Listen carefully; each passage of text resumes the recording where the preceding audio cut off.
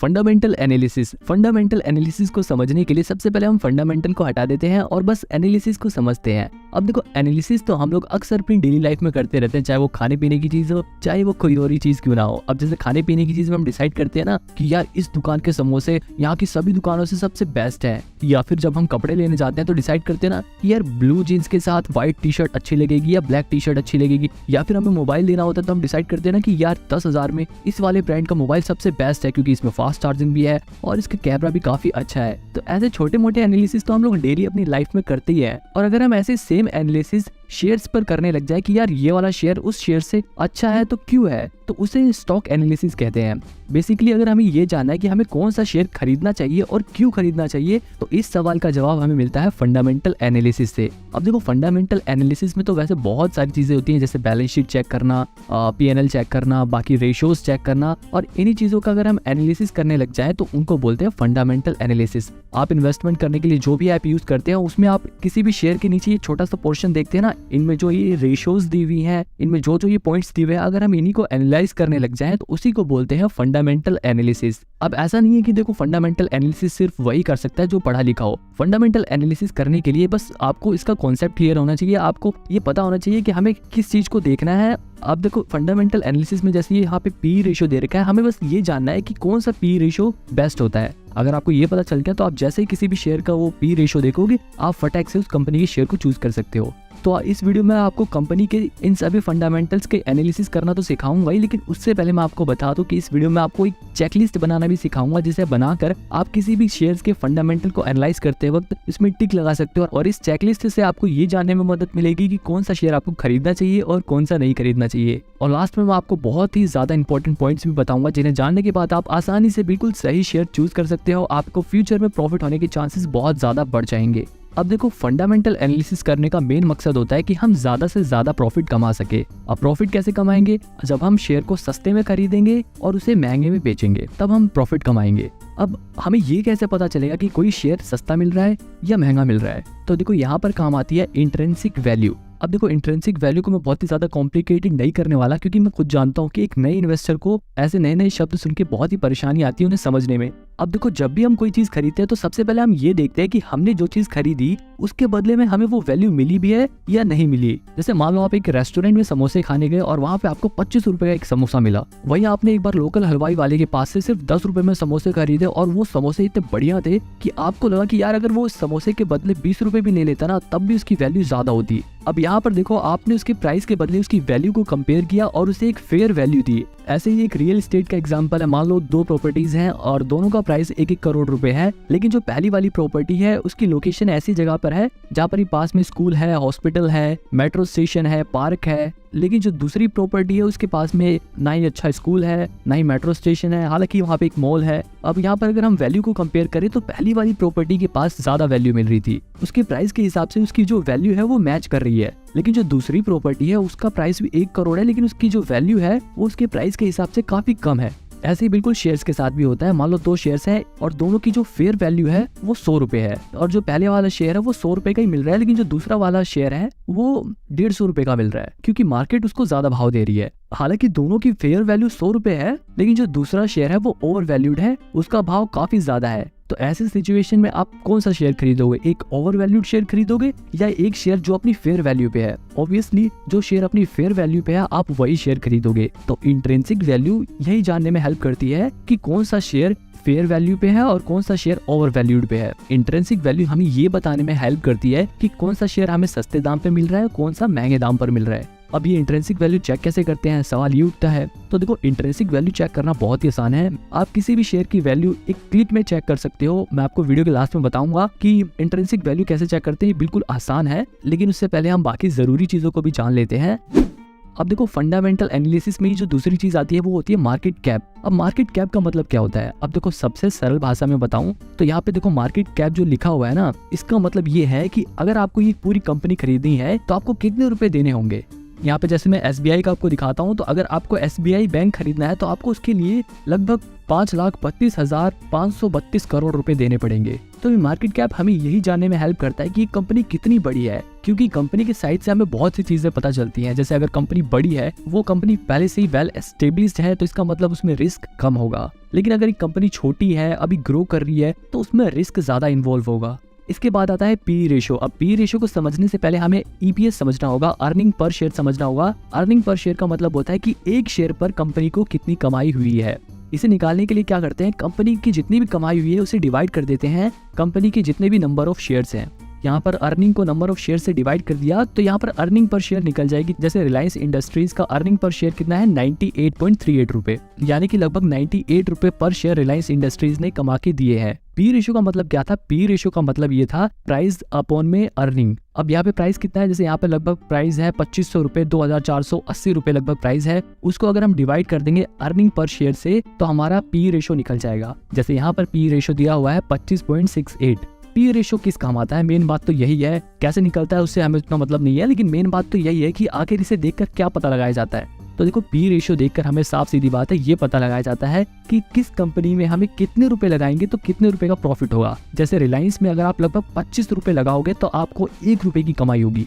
तो मतलब बिल्कुल साफ है कि पी रेशो को देखकर हमें ये पता चल जाएगा कि किसी भी कंपनी में हमें 1 रुपए कमाने के लिए कितने रुपए लगाने पड़ेंगे। अब जब भी हमें पी रेशो देखना है तो हमें ये खुद से सवाल पूछना है कि क्या हम एक ऐसी कंपनी में पैसे लगाएं जहाँ पर हमें 25 रुपए देकर साल का 1 रुपए कमाएंगे, या एक ऐसी कंपनी में पैसे लगाएं जहाँ पर हम 10 रुपए देकर साल का 1 रुपए कमाएं, क्योंकि पैसे तो हमारे पास लिमिटेड है। अब देखो कौन सा पी रेशो अच्छा होता है। अब यहाँ पे तो 25 का दिया हुआ है, तो हमें ये कैसा पता चलेगा कि कौन सा पी रेशो अच्छा है और कौन सा बेकार। पी रेशो जितना कम हो उतना अच्छा माना जाता है। अगर पी रेशो वैसे 20 से कम हो तो उसे अच्छा माना जाता है, लेकिन अगर 1, 2, 3 हो तो वो सबसे बेस्ट होते हैं, क्योंकि 1 का पी रेशो का मतलब होता है कि आपको सिर्फ 1 रुपए लगाने पर 1 रुपए की कमाई होगी साल में। जैसे मैं यहाँ पे आपको टाटा स्टील का शेयर दिखाता हूँ और यहाँ पे आप टाटा स्टील में देखो तो उसका पी रेशो लगभग 5 रुपए का है। वही रिलायंस इंडस्ट्रीज का जो पी रेशो लगभग 25 रुपए का था। अब आप ये खुद से डिसाइड करो कि आप ऐसी जगह पर पैसे लगाओगे जहाँ पर आपको 25 रुपए लगाने पर साल में 1 रुपए की कमाई हो, या आप एक ऐसी कंपनी में पैसे लगाओगे जहाँ पर आपको 5 रुपए लगाने पर साल में 1 रुपए की कमाई हो। ऐसे सवाल आपको खुद से पूछने हैं। तो पी रेशो आपको यही जानने में हेल्प करेगा कि आप कहाँ पर कम पैसे लगाकर भी ज्यादा मुनाफा कमा सकते हो। लेकिन देखो कई बार क्या होता है कि पी रेशो ज्यादा भी होता है लेकिन तब भी वो शेयर फायदेमंद होता है। अब कुछ इंडस्ट्रीज ऐसी होती है जिनका पी रेशो पहले से ही हाई रहता है, तो क्या हम उन कंपनी के शेयर को नहीं खरीदेंगे? इसीलिए सिर्फ हम पी रेशो को देखकर हम शेयर नहीं खरीदते। कई बार हम पी रेशो को देखने से पहले हम सबसे पहले इंडस्ट्री के पी रेशो को चेक करते हैं। अब देखो यहाँ पर मैं आपको अडानी पावर का पी रेशो दिखाता हूँ। वैसे तो देखो 1-2 का पी रेशो बेस्ट होता है, लेकिन अडानी पावर का पी रेशो लगभग 10.5 रुपए का है। तो क्या ये शेयर बेकार है? ये जज करने से पहले हमें उसके इंडस्ट्री पी रेशो को देखना होगा, क्योंकि देखो यहाँ पे उसका इंडस्ट्री पी रेशो ही 17.5 रुपए का है। यानी कि जो ऐसी कंपनियां हैं जो पावर जनरेट करती हैं उस इंडस्ट्री की कंपनी के पी रेशो ऑलरेडी हाई रहता है। लेकिन यहाँ पर हम देख रहे हैं कि 17.5 का पी रेशो होता है, लेकिन इस कंपनी का पी रेशो तो सिर्फ 10.5 का है। यानी कि इस इंडस्ट्री के मुकाबले इस शेयर का पी रेशो काफी अच्छा है। आई थिंक अब आपको पी रेशो क्लियर हो गया होगा। इसके अलावा एक होता है पीबी रेशो। अब पीबी रेशो को समझने से पहले हम बुक वैल्यू को समझते हैं, क्योंकि पीबी रेशो उसी से रिलेटेड है। तो बुक वैल्यू का मतलब होता है कि अगर मान लो आज ही के दिन ये कंपनी बंद हो जाए तो आपको एक शेयर के बदले कितने रुपए मिलेंगे, ये डिपेंड करता है बुक वैल्यू पर। जैसे मैं आपको वापस एसबीआई का ही शेयर दिखाता हूँ, तो यहाँ पर आप देखो एसबीआई का जो शेयर प्राइस है वो लगभग 590 रुपए के आसपास है। अब उसकी जो बुक वैल्यू है वो 373 रुपए के आसपास है, यानी 373 रुपए के आसपास है। इसका मतलब ये है कि अगर आज ही के दिन एसबीआई बैंक बंद हो जाए तो आपको एक शेयर पर 373 रुपए मिलेंगे। तो बुक वैल्यू का मतलब ये था। और इस पीबी रेशियो का मतलब क्या था? इस पीबी रेशियो का मतलब था price divided upon book value. यहाँ पे जैसे प्राइस लगभग 592 रुपए है और उसकी जो बुक वैल्यू है वो लगभग 373 रुपए है। तो अगर हम इसको डिवाइड कर देंगे तो हमारी जो पीबी रेशियो है वो निकल जाएगी 1.74 की। तो सिंपल सी बात है, यहाँ पर पीबी रेशियो को देखकर आपको ये पता चलता है कि आपको लगभग 1.74 रुपए अगर आपने लगाए हैं तो उसके बदले आपको 1 रुपए मिलेंगे अगर ये कंपनी आज के दिन ही बंद हो जाती है। यहाँ पर हम रिलायंस का एग्जांपल लेते हैं। यहाँ पर देखो रिलायंस इंडस्ट्रीज का जो शेयर प्राइस है वो लगभग 2480 रुपए है और उसकी जो बुक वैल्यू है वो लगभग 1200 रुपए है। इसका मतलब ये है कि अगर रिलायंस इंडस्ट्रीज आज के दिन ही बंद हो जाती है तो आपको एक शेयर पर लगभग 1200 रुपए मिलेंगे।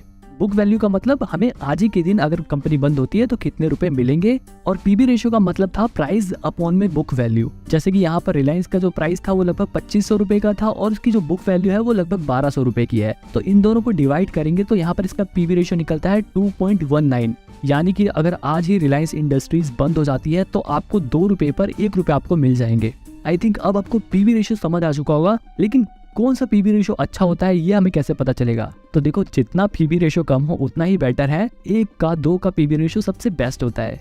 इसके बाद आता है debt to equity. Debt to equity ratio भी बहुत ही इंपॉर्टेंट होता है, क्योंकि इसे भी देखकर हम कंपनी के बारे में काफी कुछ पता लगा सकते हैं। देखो, डेटर वो होते हैं जो कंपनी को उधार देते हैं ब्याज के बदले में, और इक्विटी वो होती है जो कंपनी को ओनरशिप के बदले में पैसा देते हैं। इक्विटी होल्डर कंपनी के मालिक होते हैं और डेटर्स जो होते हैं वो कंपनी के कर्जदार होते हैं। अब यहाँ पर खुद ही लॉजिक लगाओ, अगर कंपनी के डेटर्स ज्यादा हो जाए, यानी कि अगर कंपनी ने ज्यादा लोगों से उधार ले रखा है, तो वो भी कंपनी के लिए अच्छा नहीं है। अगर कंपनी के बहुत सारे मालिक ही हो जाए तब भी वो भी कंपनी के लिए अच्छा नहीं है। तो डेट टू इक्विटी जो रेशियो होता है वो एक बैलेंस रेशियो होना चाहिए, और इसी चीज का पता हम डेट टू इक्विटी रेशियो को देखकर लगाएंगे। अब जैसे यहाँ पर हम रिलायंस इंडस्ट्रीज के शेयर को देखें तो यहाँ पर इसका डेट टू इक्विटी रेशियो दिया हुआ है 0.40, डेट ऊपर और इक्विटी नीचे। अब जैसे मैं यहाँ पर वापस SBI का एग्जांपल लेता हूँ और यहाँ पर हम देखो डेट टू इक्विटी रेशियो को देखें तो 1.55 लिखा है। इसका मतलब ये है कि लगभग 1 रुपए की इक्विटी पर लगभग 1.5 रुपए का कर्ज SBI बैंक ने ले रखा है। कर्ज जितना ज्यादा होगा कंपनी के लिए उतना ही बेकार है,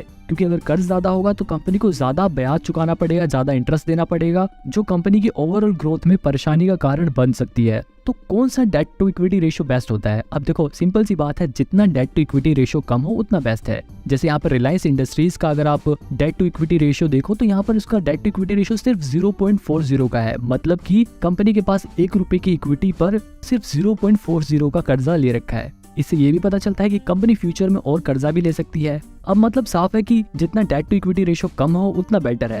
लेकिन कई बार क्या होता है कि डेट टू इक्विटी रेशियो अगर ज्यादा हो तो उसे भी अच्छा साइन माना जाता है। कई बार इन्वेस्टर्स को ऐसा भी लगता है कि कंपनी का अगर डेट टू इक्विटी रेशियो ज्यादा है तो कंपनी में कुछ तो दम होगा, तभी तो डेटर्स ने पैसा दिया है। कई बार ज्यादा डेट टू इक्विटी रेशियो को भी लोग पॉजिटिव साइन की तरह देखते हैं।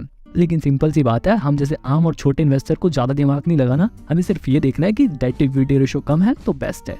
अब देखो, इसके अलावा एक और इम्पोर्टेंट चीज होती है डिविडेंड। अब जैसे यहाँ पर आपने देखा होगा डिविडेंड यील्ड नाम से एक परसेंटेज दी है 0.32 की।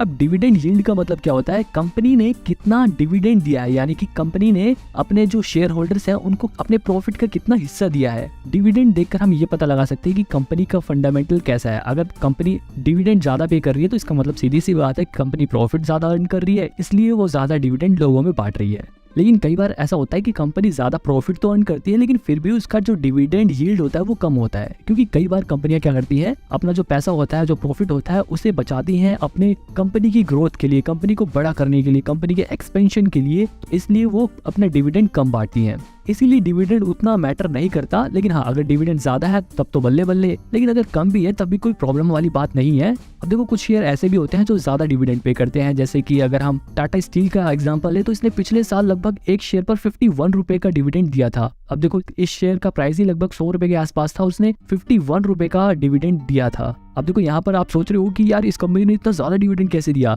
अब देखो, ऐसी जो कंपनियां होती हैं, टाटा स्टील जैसी जो कंपनियां होती हैं, इंडियन ऑयल जैसी कंपनियां जो होती हैं, वो पहले से ही एक्सपेंड हो चुकी हैं। अब उनको और एक्सपेंशन की जरूरत नहीं है और बड़ा करने की जरूरत नहीं है अपनी कंपनी को, इसलिए अब वो अपने प्रॉफिट को डिस्ट्रीब्यूट करना ही बेहतर समझती हैं। हालांकि उन्होंने अपने एक्सपेंस के लिए, अपने ग्रोथ के लिए प्रॉपर अमाउंट बचा के रखा होगा। ऐसा नहीं है कि उन्होंने सारा पैसा लुटा ही दिया, उन्होंने अपने पास कुछ पैसा जरूर बचा के रखा होगा।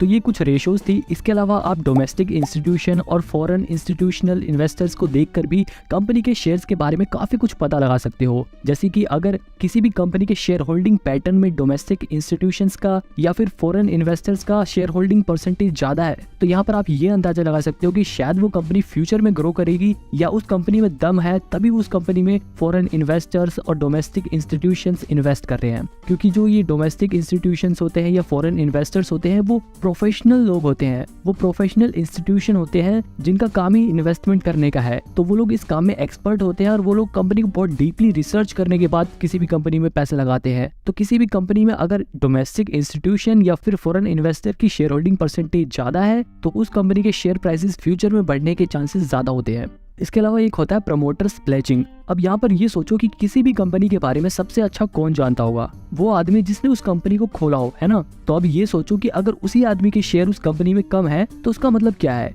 तो अगर उस आदमी के शेयर उस कंपनी में ज्यादा है तो इसका मतलब ये है कि उसे अपनी कंपनी के ऊपर भरोसा है कि उसकी कंपनी फ्यूचर में अच्छा करेगी। लेकिन जिसने कंपनी खोली है, अगर उसी आदमी को अपनी कंपनी में भरोसा नहीं है और उसी के शेयर उस कंपनी में कम है, यानी कि उसकी प्लेजिंग बढ़े, तो ये एक बेकार साइन है। क्योंकि जब उसी आदमी को अपनी कंपनी पर भरोसा नहीं है तो किसी बाहर के इन्वेस्टर को क्या ही भरोसा होगा उस कंपनी पर। इसके अलावा अगर किसी भी कंपनी के प्रमोटर्स की प्लेजिंग कम है तो इसका मतलब ये भी हो सकता है कि शायद उस कंपनी के जो प्रमोटर्स हैं जिन्होंने उस कंपनी को खोला है, उन्हें ऐसा लग रहा है कि शायद उनकी कंपनी फ्यूचर में ग्रो करेगी, इसलिए उनकी प्लेजिंग कम है। तो इन्हीं चीजों को समझने के लिए प्रमोटर्स प्लेजिंग को देखा जाता है। अब देखो, इसके अलावा एक और बहुत ही जरूरी चीज होती है कंपनी की बैलेंस शीट को चेक करना। लेकिन अब देखो, आप में से बहुत सारे लोग कॉमर्स बैकग्राउंड से नहीं होंगे, जिनके लिए ये समझना काफी कॉम्प्लिकेटेड हो सकता था। लेकिन मैं आपको बहुत ही आसान तरीके से बताऊंगा और सिर्फ जरूरी चीजें आपको बताऊंगा। देखो, चाहे कोई भी कंपनी हो, वो कुछ ना कुछ बेचती है, चाहे वो सर्विस हो या प्रोडक्ट हो। तो उसे बेचने से उसकी जो सेल्स होती है, यानी कि जो उससे रेवेन्यू होती है, जो उसकी कमाई होती है, उसको बोलते हैं टॉप लाइन। और एक होता है उसका प्रॉफिट, यानी कि रेवेन्यू में से अपने खर्चे वर्चे काटने के बाद जो बचता है उसे बोलते हैं प्रॉफिट। तो ये होती है बॉटम लाइन। अब देखो, हमें ये कैसे पता चलेगा कि कोई भी कंपनी अच्छा कर रही है या बेकार कर रही है। तो देखो, दो चीजें होती हैं, एक होता है असेट और एक होती है लायबिलिटी। देखो, आप कोई भी इन्वेस्टमेंट के लिए ऐप यूज करते हो, उसके अंदर अलग से बैलेंस शीट बहुत कम चांसेस है कि दिखाए। उसके अंदर आपको जो सेल्स होती है वो रेवेन्यू वाले पोर्शन में दिखता है। जैसे यहाँ आपको ग्रो ऐप के अंदर फाइनेंशियल्स के अंदर ही रेवेन्यू दिखेगी। ये रेवेन्यू ही कंपनी की सेल्स होती है और सेल करने पे जो कंपनी को पैसा मिलता है उसी को रेवेन्यू बोलते हैं, यानी कि जो कंपनी की कमाई हुई है। यहाँ पे हम रेवेन्यू को देख सकते हैं। जैसे मैंने यहाँ पर डाबर इंडिया का शेयर खोल लिया है, यहाँ पे देखो आप उसकी रेवेन्यू देख सकते हो, यानी कि उसकी जो सेल्स हुई है, जो उसकी कमाई हुई है, वो हर क्वार्टर में कितनी थी यहाँ पे दिखा रहा है। और अगर आप उसे ईयर का करके देखना चाहते हो तो यहाँ पे ईयर का भी करके देख सकते हो। यहाँ पे हर साल उसको कितनी रेवेन्यू हुई है वो दिखाया गया है। अब इस रेवेन्यू में से कंपनी अपने खर्चे को माइनस करती है, तो जो बचता है उसे बोलते हैं प्रॉफिट। तो यहाँ पे हम कंपनी के प्रॉफिट को भी देख सकते हैं, कंपनी को हर क्वार्टर में कितना प्रॉफिट हुआ, कंपनी को हर साल में कितना प्रॉफिट हुआ, हम हर चीज यहाँ पे देख सकते हैं। अब देखो, यहाँ पे ध्यान देने वाली बात यह है कि इन दोनों चीजों को देखकर हमें ये पता लगाना होता है कि कंपनी ग्रो कर रही है या नहीं कर रही। अगर कंपनी की सेल्स हर साल बढ़ रही है तो उसकी रेवेन्यू भी हर साल बढ़ेगी, और अगर कंपनी की रेवेन्यू बढ़ रही है तो कंपनी का प्रॉफिट भी उसी तरह से बढ़ेगा। लेकिन कई बार क्या होता है कि कंपनी का जो रेवेन्यू तो बढ़ती है लेकिन प्रॉफिट नहीं बढ़ता। ऐसा इसलिए होता है कि कई बार क्या होता है, जो कंपनियां होती हैं वो अपनी ग्रोथ पे पैसा लगा लेती हैं, वो अपना प्रॉफिट होता है उस प्रॉफिट को अपनी ग्रोथ में खर्च करती हैं, अपना ब्रांड बिल्ड करने में खर्च करती हैं, अपना एडवर्टीजमेंट में खर्चा कर देती हैं, तो जिसकी वजह से उनका प्रॉफिट कम हो जाता है। लेकिन उनकी सेल्स बढ़ रही है लेकिन प्रॉफिट कम हो जाता है।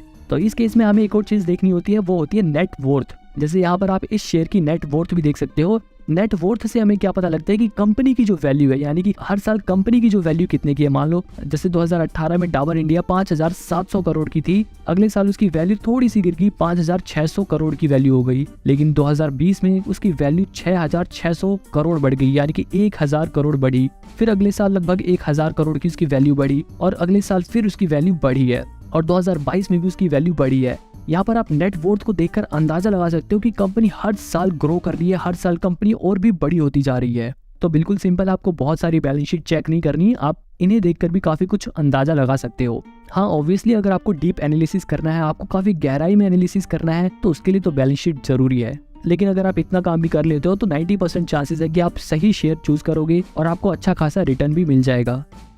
तो ये सारी वो चीज़ें थी जो आपको एनालिसिस में करना है। इसके अलावा अगर कुछ और भी चीज़ें कहें तो आप कंपटीटर्स को देख सकते हो। अगर आप किसी भी कंपनी के शेयर को चूज कर रहे हो तो उसकी जैसी और भी जो कंपनियां हैं उन शेयर को भी एक बार चेक कर सकते हो। जैसे अगर आप सीमेंट बनाने वाली कंपनी में इन्वेस्ट करना चाहते हो तो आप अंबुजा सीमेंट के साथ साथ जो दूसरी सीमेंट बनाने वाली कंपनियां हैं उनके शेयर्स को भी चेक कर सकते हो, उनको आपस में कंपेयर कर सकते हो और फिर चूज कर सकते हो कि आपको कौन सा शेयर लेना है। अब इन एनालिसिस के अलावा और भी कुछ ज़रूरी पॉइंट है जो मैं आपको बता देता हूँ पहले, बाद में हम अपनी चेकलिस्ट के जरिए किसी भी शेयर का एनालिसिस भी करके देखेंगे, ठीक है। तो पॉइंट नंबर 1 है always invest in profit making company. हमेशा ये कोशिश करो कि आप उस कंपनी में पैसा लगाओ जो मुनाफा कमा रही है। अगर आप कम पैसा इन्वेस्ट कर रहे हो तो ज़्यादा रिस्क मत लो, लॉस मेकिंग कंपनियों में पैसा लगाने से बचो। दूसरा पॉइंट ये है कि ऐसी कंपनियों के बिजनेस में इन्वेस्ट करो जिनके बिजनेस की फ्यूचर में जरूरत है, क्योंकि अगर आप अभी उन शेयरों में इन्वेस्ट कर दोगे तो फ्यूचर में जब वो कंपनी अपना काम चालू कर देंगी, फ्यूचर में जब उन चीजों की डिमांड होने लग जाएगी तो आपके फ्यूचर में प्रॉफिट ज्यादा होने के चांसेस बढ़ जाएंगे। हमेशा ऐसी कंपनी में इन्वेस्ट करो जिनकी फ्यूचर में डिमांड होने वाली है, जिनकी फ्यूचर में जरूरत हो। अब ये आपको खुद से पता लगाना है। जैसे एग्जांपल के तौर पर एक कंपनी है कोल इंडिया, जो कि फंडामेंटली ठीक ठाक है। अब कोल इंडिया क्या करती है, वो कोयला निकालती है। अभी के हिसाब से तो वो कंपनी ठीक है, लेकिन फ्यूचर के प्रोस्पेक्टिव से ये कंपनी बेकार है, क्योंकि फ्यूचर में कोयले को एनर्जी के सोर्स की तरह कम इस्तेमाल किया जाएगा। इसकी जगह इस्तेमाल की जाएगी ग्रीन एनर्जी। तो आपको ऐसे शेयर पे फोकस करना है जो ग्रीन एनर्जी प्रोड्यूस करने में लगे हुए हैं। और जैसे कि आप अडानी ग्रीन के शेयर का एग्जांपल ले सकते हो। इस शेयर का प्राइस इतना ज्यादा क्यों बढ़ रहा है, क्योंकि इस कंपनी की फ्यूचर में डिमांड होने वाली है, इसीलिए इस कंपनी का प्राइस बढ़ रखा है। ऐसे ही आपने सुना होगा कि टेस्ला का भी शेयर प्राइस काफी ज्यादा हाई है, क्योंकि ऐसी चीजों की नीड फ्यूचर में है, इसीलिए ऐसे शेयर्स का प्राइस बढ़ रखा है। तो हमेशा ऐसी कंपनी में इन्वेस्ट करो जिसकी जरूरत फ्यूचर में हो। तीसरा पॉइंट ये है कि आप ऐसी कंपनियों में भी इन्वेस्ट कर सकते हो जिनकी मोनोपोली है, जैसे कि IRCTC। ये हमारी इंडियन रेलवे ही है। अब इंडिया में तो सिर्फ इंडियन रेलवे IRCTC ही कंट्रोल करती है। अब देखो, इंडियन रेलवे का तो इंडिया में और कोई कंपटीटर है ही नहीं, यानी कि इंडियन रेलवे की इस सेक्टर में मोनोपोली है, जो कि इन्वेस्टर्स के लिए बहुत ही अच्छी बात है। पॉइंट नंबर 4 भी इसी से मिलता जुलता है। ऐसी कंपनियों में इन्वेस्ट करने से बचो जिनके कॉम्पिटिटर बहुत ही तगड़े हैं। किसी भी कंपनी के जितने कम कॉम्पिटिटर हो उतना बढ़िया है। पॉइंट नंबर 5 है growth in profit and wealth. आप कभी भी किसी कंपनी के शेयर खरीदने से पहले ये देखो कि क्या वो कंपनी प्रॉफिट कमा रही है, और अगर वो कंपनी प्रॉफिट कमा रही है तो क्या उस कंपनी का प्रॉफिट धीरे धीरे हर साल बढ़ रहा है या नहीं बढ़ रहा, क्या उस कंपनी की वेल्थ धीरे धीरे बढ़ रही है या नहीं बढ़ रही, क्या वो कंपनी ग्रो कर रही है। इन्हीं चीजों को देखकर आपको ये पता चलेगा कि क्या वो कंपनी समय के साथ साथ बड़ी हो रही है या नहीं हो रही। पॉइंट नंबर 6 है पीयर कंपैरिजन। शेयर खरीदने से पहले आप पीयर कंपैरिजन करो। पीयर कंपैरिजन का मतलब है, सपोज करो एक सीमेंट बनाने वाली कंपनी है। अब ये देखो बाकी जो सीमेंट बनाने वाली कंपनियां हैं उनका प्राइस क्या है, क्या बाकी जो कंपनी है वो भी फंडामेंटली स्ट्रॉन्ग है या नहीं है, और फिर उन सभी एक जैसी कंपनियों को आपस में कंपेयर करने के बाद उनमें से बेस्ट चुनो। इसके अलावा पॉइंट नंबर 7 है एक्सेस टू न्यूज। हमेशा आपके पास लेटेस्ट न्यूज होनी चाहिए, क्योंकि न्यूज के जरिए हम अवेयर रहते हैं, और अगर हम अवेयर रहते हैं तो हम अपने रिस्क को कम कर सकते हैं और आने वाली अपॉर्चुनिटी का फायदा उठा सकते हैं। जैसे अडानी के शेयर्स गिरने वाले थे, जिन्होंने न्यूज देखी और वो अवेयर हो गए, वो पहले से ही उन्होंने अपने शेयर बेच दिए, जिसकी वजह से उनको लॉस कम हुआ। इसके अलावा एक आखिरी पॉइंट और है जो वैसे तो बहुत मामूली सा है, लेकिन ये बहुत ही इंपॉर्टेंट है। आपकी अपनी रिस्क कैपेसिटी क्या है। आप अपने आप को देखो कि आप कैसे इन्वेस्टर हो, क्या आप रिस्क उठा सकते हो या नहीं उठा सकते। अगर आप रिस्क नहीं लेना चाहते तो आप लार्ज कैप कंपनीज में इन्वेस्ट कर सकते हो, जहाँ पे रिस्क कम होता है, हालांकि प्रॉफिट भी थोड़ा कम होता है, लेकिन रिस्क बिल्कुल कम रहता है। तो अपने आप को पहचानो कि आप कैसे इन्वेस्टर हो, क्या आप एक रिस्क टेकर हो या नहीं हो। तो ये कुछ जरूरी पॉइंट्स थे जो आपको शेयर्स खरीदने में काफी हेल्प करेंगे। तो जैसा कि मैंने आपको वीडियो में बताया था कि अब हम एक चेकलिस्ट बनाना सीखेंगे, जिससे आपको शेयर को चूज करने में काफी मदद मिलेगी। तो ये चेकलिस्ट बनानी कैसे है ये मैं आपको बताता हूँ। आप कोई भी एक पेपर लो और जैसा मैं वीडियो में दिखा रहा हूँ आप वैसा वैसा कॉलम बनाते जाओ। तो एक बढ़िया चेकलिस्ट में आपको क्या करना है, सबसे ऊपर एक कॉलम बनाना है इंट्रिंसिक वैल्यू का, जिसमें आप शेयर की इंट्रिंसिक वैल्यू को कंपेयर करके टिक लगाओगे। अब ये कैसे करना है मैं आपको बताऊंगा, ये बड़ा ही आसान है, बिल्कुल टेंशन लेने की जरूरत नहीं है।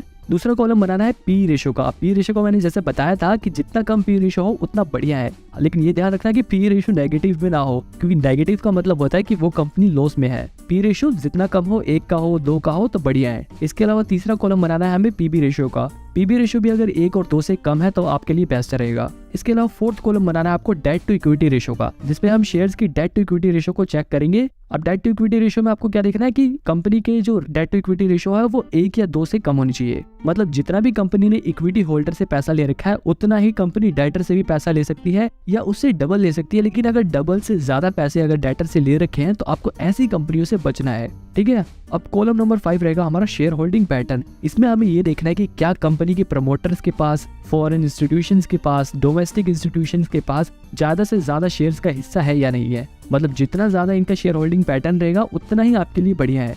6th कॉलम हमारा रहेगा रेवेन्यू का, जिसमें हम ये देखेंगे कि क्या कंपनी प्रॉफिट कमा रही है, और अगर प्रॉफिट कमा रही है तो क्या उसका प्रॉफिट हर साल धीरे धीरे बढ़ रहा है या नहीं बढ़ रहा। ये कुछ मेन कॉलम थे। इसके अलावा अगर आप अपने हिसाब से भी कुछ कॉलम ऐड करना चाहो तो आप उसे ऐड कर सकते हो।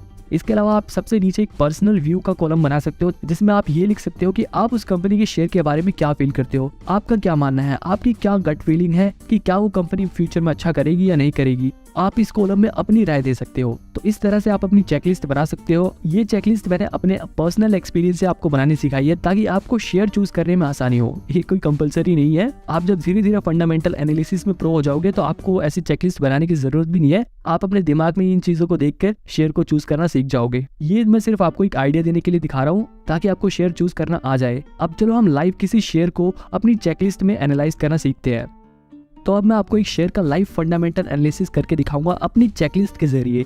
यहाँ पे मैं टाटा स्टील का शेयर लेने की सोच रहा हूँ, तो अब मैं कैसे इसको फंडामेंटली एनालाइज करूंगा अपनी चेकलिस्ट के जरिए। ये देखो, यहाँ पे देखो जो टाटा स्टील का शेयर प्राइस है वो 108 रुपए है। अब मेरे को इसकी इंट्रिंसिक वैल्यू पता लगानी है ताकि मुझे ये पता चल सके कि क्या ये शेयर सस्ते में मिल रहा है या महंगे में मिल रहा है। सस्ते में मतलब अंडर वैल्यू, या फिर ये शेयर महंगा है यानी कि ओवर वैल्यूड है। तो ये चेक करने के लिए मेरे को क्या करना पड़ेगा। वैसे मैं आपको बता दूं, आप अगर इंट्रिंसिक वैल्यू चेक करोगे तो आपको बाकी जो स्कैनर्स होते हैं उसके अंदर आपको पैसे पे करने पड़ेंगे, लेकिन मैं आपको फ्री में बताता हूँ। इंट्रिंसिक वैल्यू चेक करना बिल्कुल आसान है। आप बस गूगल पे जाओ और टाटा स्टील इंट्रिंसिक वैल्यू लिखकर सर्च करो, आपको सबसे ऊपर यहाँ पे दिखा देगा। जैसे यहाँ पे देखो दिखा रहा है टाटा स्टील की इंट्रिंसिक वैल्यू 184.47 है, यानी कि उसकी इंट्रिंसिक वैल्यू 184 रुपए है। लेकिन अभी वो शेयर कितने का मिल रहा है? अभी वो शेयर मिल रहा है 108 रुपए का। करेंटली वो 108 रुपए का मिल रहा है, लेकिन उसकी इंट्रिंसिक वैल्यू 184 रुपए की है। इसका मतलब ये है कि वो अभी अंडर वैल्यूड है। वैसे उसकी कीमत होनी चाहिए थी 184 रुपए,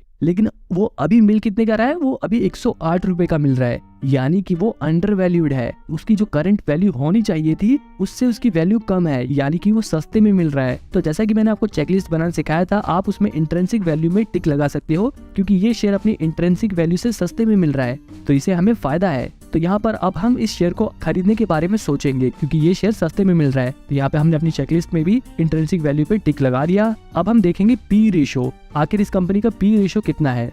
तो देखो, पी रेशो देखने के लिए हम सीधे नीचे स्क्रॉल करेंगे और फंडामेंटल्स में देखेंगे। इसका पी रेशो दिखा रहा है 7.76 का। मैंने जैसा कि आपको बताया था कि पी रेशो जितना कम हो उतना बढ़िया होता है। 1 और 2 का तो सबसे बढ़िया होता है, लेकिन यहाँ पर देखो इसका पी रेशो 7.76 का है। तो क्या ये शेयर बुरा है? देखो, यहाँ पर ये डिसाइड करने से पहले आप इंडस्ट्री के पी रेशो को देखो कि इस इंडस्ट्री का पी रेशो कितना होता है। यहाँ पे देखो इसका इंडस्ट्री पी रेशो 11.54 का है, लेकिन इस कंपनी का पी रेशियो कितना है? 7.76 का, यानी कि इंडस्ट्री के हिसाब से तो ये कंपनी काफी बढ़िया है। इसका पी रेशियो भी अच्छा है। तो यहाँ पर हम अपने पी रेशियो वाले कॉलम में भी टिक लगा देंगे, क्योंकि इसका पी रेशियो इंडस्ट्री के पी रेशियो से कम है।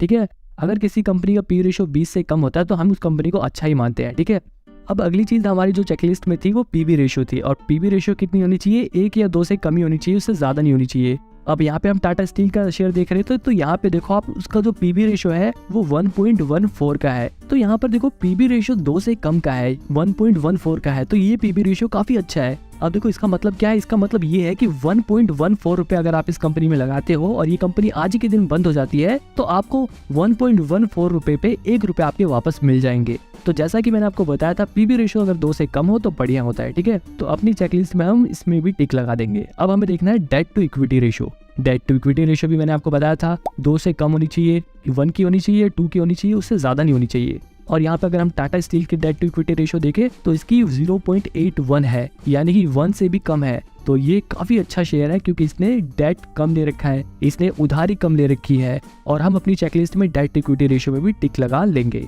इसके बाद था share holding pattern. Share holding pattern देखने के लिए हमें थोड़ा और नीचे आना पड़ेगा, और यहाँ पे हम, लेकिन यहाँ पे ग्रो ऐप में टाटा स्टील का शेयर होल्डिंग पैटर्न नहीं दिखा रहा। तो देखो कोई भी प्रॉब्लम नहीं है, जो चीज आपको अपने ब्रोकर के ऐप पे ना दिखाए आप उसे सिंपली गूगल कर सकते हो। अब जैसे यहाँ पे हम गूगल करेंगे share holding pattern of Tata steel, तो यहाँ पे मैं इस लिंक पे क्लिक करता हूँ और सिंपली यहाँ पे हमें दिखा देगा कि टाटा स्टील का शेयर होल्डिंग पैटर्न कितना है। अब यहाँ पे देखो उसके ज्यादातर शेयर उसके प्रमोटर के पास है, ऑलमोस्ट 34% उसके जो शेयर्स है उसके प्रमोटर्स के पास है। बाकी म्यूचुअल फंड यानी कि डोमेस्टिक इंस्टीट्यूशंस के पास 8% शेयर है, और फॉरेन इंस्टीट्यूशन के पास 21% शेयर है। तो ऑलमोस्ट अगर देखा जाए तो 65 से जो 70% शेयर्स हैं वो प्रमोटर्स और फॉरेन इंस्टीट्यूशन और डोमेस्टिक इंस्टीट्यूशंस के पास है। तो यहाँ पर देखा जाए तो शेयर होल्डिंग पैटर्न भी शेयर का काफी बढ़िया है, तो हम यहाँ अपनी चेकलिस्ट में इस पे भी टिक लगा लेंगे। अब हमें फाइनली देखनी है रेवेन्यू कि क्या वो कंपनी प्रॉफिट कमा रही है। तो यहाँ पे देखें हम रेवेन्यू में जो टाटा स्टील है हर क्वार्टर में बढ़िया प्रॉफिट कमा रही है। ईयरली देखें तो ईयरली उसका हर साल प्रॉफिट बढ़ता ही जा रहा है। देखो जैसा कि मैंने आपको कहा था, हमें देख रहा है कि प्रॉफिट बढ़ रहा है या नहीं बढ़ रहा। तो रेवेन्यू देखो बढ़ रहा है, हर साल बढ़ ही रहा है रेवेन्यू। यहाँ पे अगर हम प्रॉफिट पे करके देखेंगे तो प्रॉफिट भी उसका हर साल बढ़ ही रहा है। नेट वर्थ, अब हम यहाँ पे नेट वर्थ देखेंगे तो नेट वर्थ भी बढ़ रही है, यानी कि हर साल कंपनी भी बड़ी हो रही है। तो ये भी एक बहुत ही बढ़िया साइन है। तो ये शेयर हमारे इस टेस्ट में भी पास होता है। तो ओवरऑल देखा जाए तो टाटा स्टील इन सभी चेकलिस्ट के टेस्ट को पास करता है। अब फाइनली आपका पर्सनल व्यू क्या है, आपको ये कंपनी कैसी लगती है? क्या इस शेयर का प्राइस आपके लिए सुइटेबल है या नहीं है? ये सब आप यहाँ पे अपने पर्सनल व्यू में लिख सकते हो और फिर उसके बाद ये डिसाइड कर सकते हो, क्योंकि ये कोई स्टॉक परचेजिंग रिकमेंडेशन नहीं है। मैं यहाँ पे आपको ये नहीं कह रहा कि आप टाटा स्टील का शेयर खरीदो। मेरा यहाँ पे मकसद सिर्फ यही था कि आपको फंडामेंटल एनालिसिस करना सिखाऊं। आप इतने कैपेबल हो जाओ कि किसी भी कंपनी के शेयर को कैसे खरीदते हैं, कैसे चूज करते हैं, कैसे ये पता लगाते हैं कि ये कंपनी का शेयर बढ़िया है या नहीं है, आपको ये पता आ जाए। आपको यही चीजें सिखाने के लिए आपसे लोग कोर्स के नाम पर हजारों रुपए ले लेते हैं। यहाँ पे मैं आपको ये चीज बिल्कुल फ्री में सिखा रहा हूँ और बहुत ही सिंपल तरीके से समझाने की कोशिश करी है। अगर आपको कहीं कोई चीज समझ ना आई हो तो आप मेरे को कमेंट में बता के पूछ सकते हो। फाइनली मैं यही कहूंगा कि ये वीडियो आपको सिर्फ सिखाने के लिए थी। आप इस वीडियो को देखने के बाद आप जब सीख जाओगे कि कैसे फंडामेंटल एनालिसिस करते हैं, तो आप खुद से अपने हिसाब से शेयर चूज करो। किसी की भी राय मत लिया करो शेयर खरीदते वक्त। आप अपना पर्सनल व्यू देखा करो कि आपको क्या लगता है उस शेयर के बारे में, आप फिर उसे खरीदो। और ऐसे ही बढ़िया कंटेंट देखने के लिए आप चैनल को सब्सक्राइब कर लो।